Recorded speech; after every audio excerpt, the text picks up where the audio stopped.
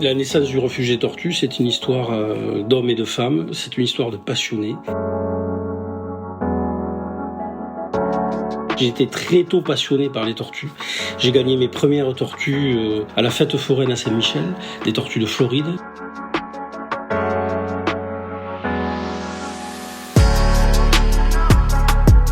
C'est un animal qui m'a fasciné. Et de là est partie cette aventure extraordinaire qui nous amène jusqu'à aujourd'hui.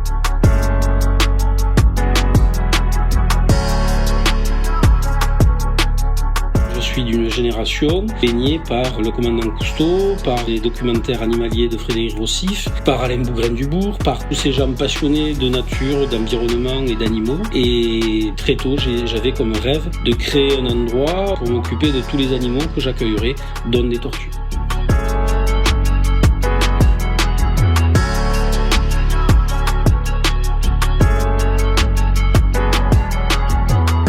Les premiers voyages que j'ai faits, c'était à l'âge de 15 ans. J'ai parcouru l'Afrique. J'ai étudié les tortues sur le terrain en parfait autodidacte. J'ai découvert des nouvelles espèces de tortues, dont une qui porte mon nom. J'ai travaillé pour le Muséum de Paris, en tant que passionné avec tous les plus grands spécialistes de tortues du monde. La tortue, finalement, c'était un prétexte à des rencontres.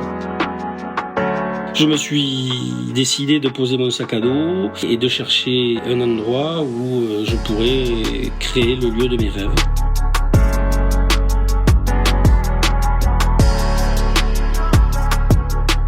On a commencé en 2014 dans un champ à construire les premiers bassins. Et grâce à mes parents, grâce à plein d'amis, plein de gens que je ne remercierai jamais assez, grâce à la mairie de Bessières, notamment le maire de l'époque, Jean-Luc Grességuier, Johan Vion, évidemment, qui m'accompagne depuis toujours.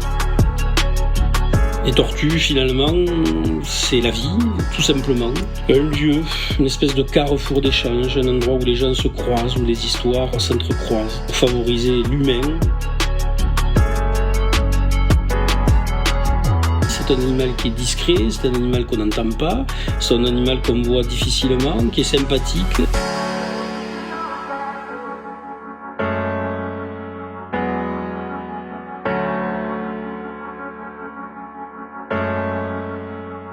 Je suis content de la vie que je mène parce que je n'ai jamais trahi mes rêves.